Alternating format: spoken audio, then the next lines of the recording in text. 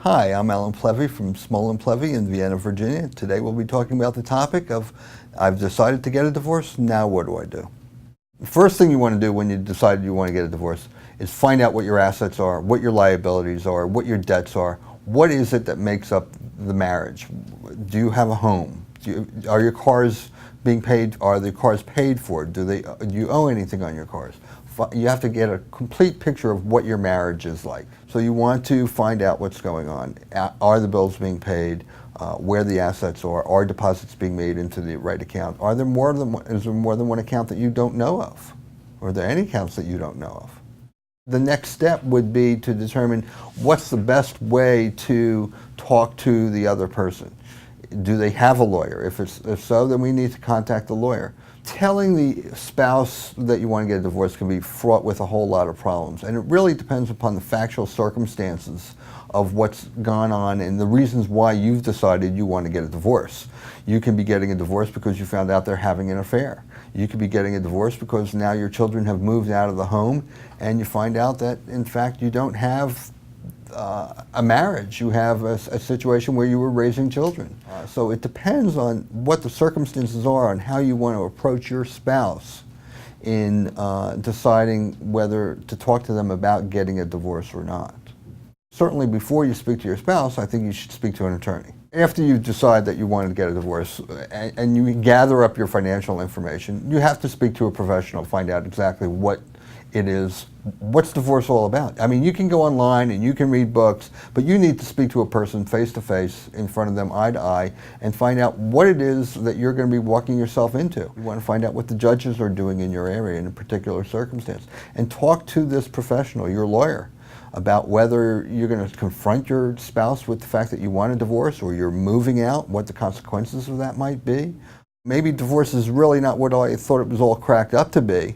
And maybe it's not that bad. Maybe we should go to marriage counseling, see if we can try to work out our differences. I have found that most people that go to marriage counseling have already talked about divorce, and this is an attempt to try to keep the marriage together. And sometimes it works and sometimes it doesn't. And when it works, that's great. And if it doesn't, then at least hopefully there's a dialogue that has been begun that can continue after the marital counseling or after the decision has been made that yes, we are going to separate, we are going to obtain a divorce, and we can then proceed with talking to the other side and finding out what it is, how it is that we're going to divide up the marital estate and resolve matters. Getting a divorce can be overwhelming. You're on this horrible roller coaster ride, and one day or one morning you're up and the next afternoon or the next day you're down because something has happened or the kids have said something or the children have said, no, I want to stay at mommy's house tonight or daddy's house tonight. And it's very consuming in your daily life. And that's why I think it's important for a person to seek mental health counseling. And it is one of the most emotional times in your life that will ever occur. When you tell the children is when you have children, and how do you tell the children, and when you have the children. Quite frankly, I have my own advice that I give to people, but I also tell them to speak to their therapist. Or if the children have therapists, speak to the children's therapist and let them know what's going on. If you have younger children who are in elementary school, I would let the school counselor know. Every elementary school has a school counselor.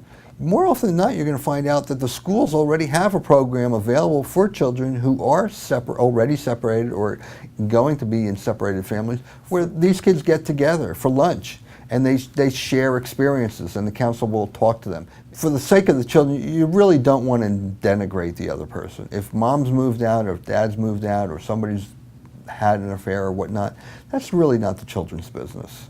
You need to keep the children out of that. The children just need to know that they need to go to school, they're going to be taken care of, and that's what needs to be done for them. Moving out and deciding when to move out can be fraught with a lot of danger, because if you decide to move out and you don't know what you're doing and you haven't spoken to a lawyer, you can be deserting the marriage. And then while your life might be miserable and you need to get out of the house, you've gotten out, but now under the law you've deserted the marriage. You don't have a ground for divorce because you're miserable, but your spouse, your other party, could have a ground for divorce to file against you on the grounds of desertion. You've deserted the marriage. So it's very difficult to decide when to move out or to effect the separation. Certainly if there's abuse or physical danger, then you call 911 and you involve the police. And they can put the other party out of the house and even get you a protective order, help you get a protective order. If one party has moved out and they've taken the children, then I might want to file for divorce on the grounds of desertion so that I can get into court to be able to ask the court for relief and be able to see my children.